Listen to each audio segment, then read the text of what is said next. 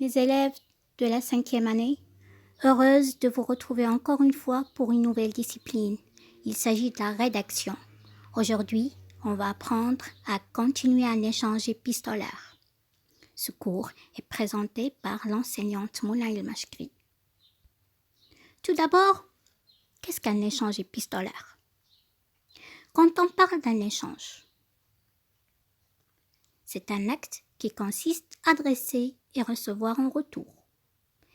Et comme vous voyez là, l'image de deux personnes qui échangent. Épistolaire. C'est un terme dérivé du mot épître qui, par son sens premier, désigne en latin une lettre employée comme un moyen de correspondance. Comme un moyen de quoi?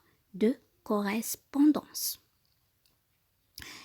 Et là, regardez bien, c'est une personne qui correspond à l'aide d'une lettre. Et l'autre image désigne une enveloppe, une carte postale et des feuilles d'arbres séchées. C'est une façon aussi de correspondre. Lorsqu'on parle d'une lettre, on doit penser à l'expéditeur. C'est qui? C'est celui qui rédige. Puis, il envoie, c'est-à-dire il expédie. Il expédie la lettre. Et on va penser aussi au destinataire. C'est qui? C'est celui qui reçoit la lettre. D'accord? C'est qui à qui est destinée la lettre. Et vous voyez ici le sourire et la joie qui apparaissent, qui est très apparente sur leur visage.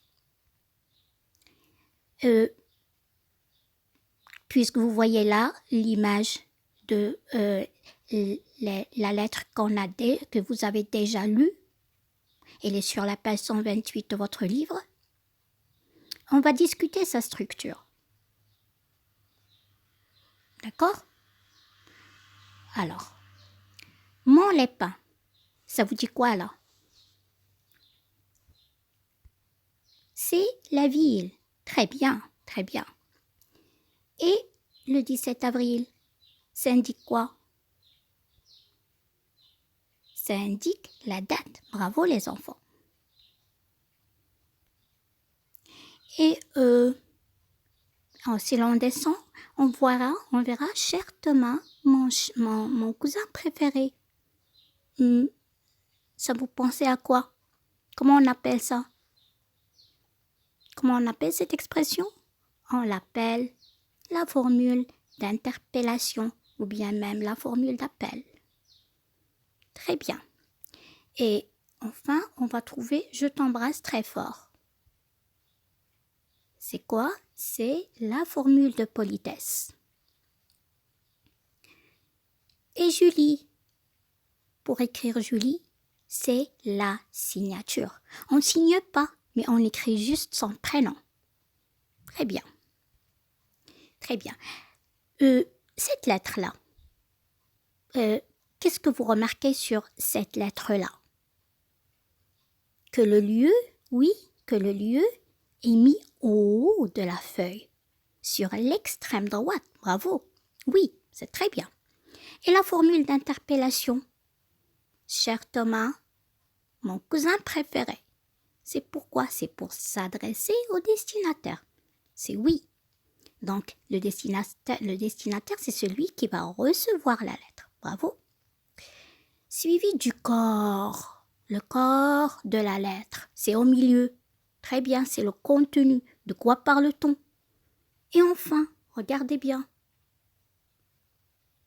C'est la formule de politesse « Je t'embrasse très fort ». Et tout en bas, c'est quoi? C'est la signature. Elle est sous forme de quoi? Sous forme de prénom. Julie. C'est très bien les enfants. C'est très bien. Donc, l'expéditrice ici, c'est celle à qui, celle qui expédie ou bien envoie la lettre. C'est qui? C'est Julie. Et Le destinataire, c'est qui? C'est Thomas. C'est très bien, c'est très bien. Voyons maintenant, on va trouver les parties de la lettre qui racontent ce que je lis a fait. Donc, je suis arrivée hier matin. C'est une action. Elle raconte ce qu'elle a fait. Très bien. Puis, j'ai retrouvé le cahier de jeu et j'ai essayé de continuer la grille de mots croisés. Très bien. Puis, j'ai réussi à trouver un nouveau mot. Oui, ce matin, Lucie est venue jouer avec moi. Cet après-midi, nous sommes allés nous promener avec grand-mère dans le petit chemin de forêt. Jetons maintenant l'œil sur l'image de la deuxième lettre, toujours sur notre livre à la page 128.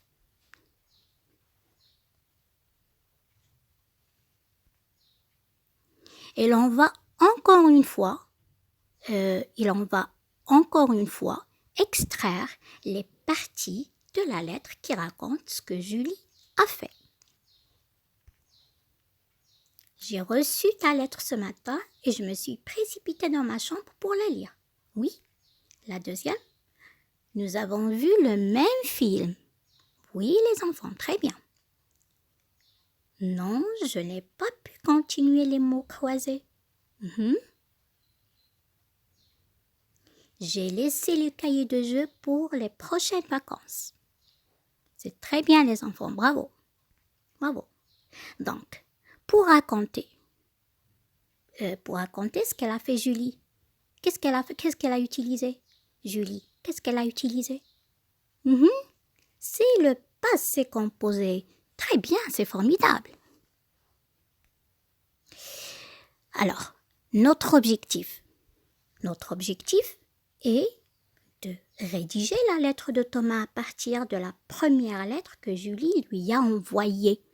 Rédiger, c'est-à-dire quoi? C'est-à-dire que Thomas va répondre à Julie à partir de la lettre 1, de la première. Très bien. Donc, l'expéditeur, ce sera Thomas et la destinataire, c'est Julie. Notre lettre commencera par le lieu et la date. Amiens, c'est la ville. Le 20 avril, c'est la date. Puis, très bien, c'est la formule de politesse. C'est la formule de politesse. Après avoir écrit le contenu, le corps de la lettre, on va glisser, on doit d'abord écrire la formule de